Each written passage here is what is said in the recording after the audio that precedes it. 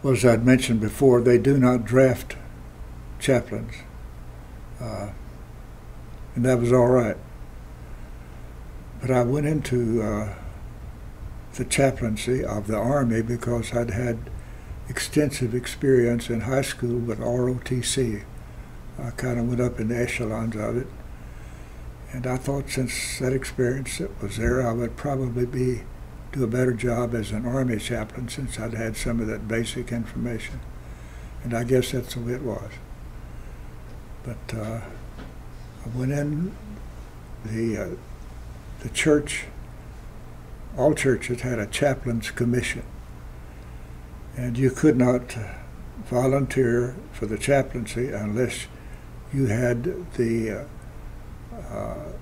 recommendation of that commission. And I went to Chicago and met the Commission on Chaplains of the Methodist Church, and they recommended me, and that's when the Army took me in as a chaplain.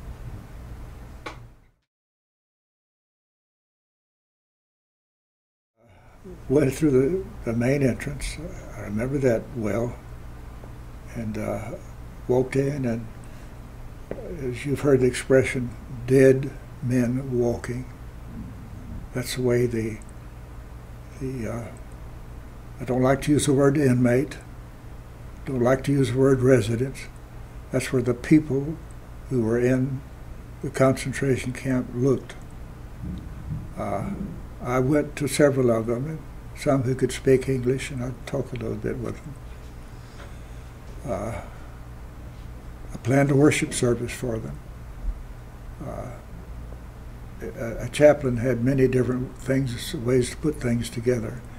So I planned a Jewish worship service for those in the Buchenwald death camp who wanted to come, so many of them had wanted nothing to do with religion, but those who were genuine in their faith, and there was the opportunity to come to a worship service, they came.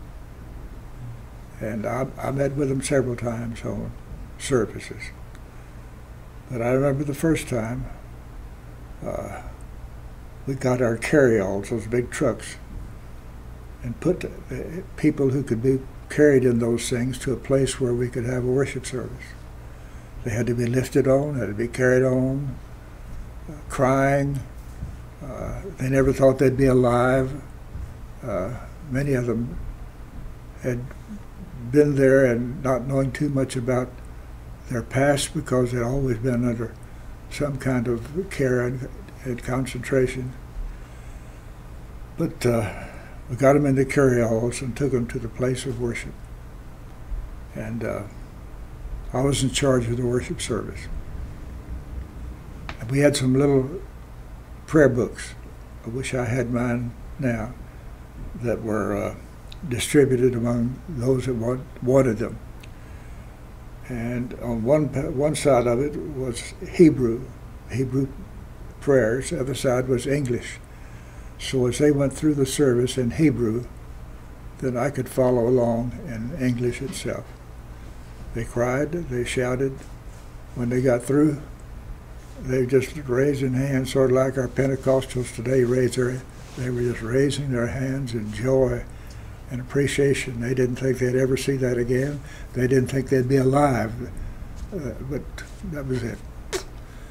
And I didn't think much about doing that because that's regular work of a chaplain. You were trained and equipped to do certain things.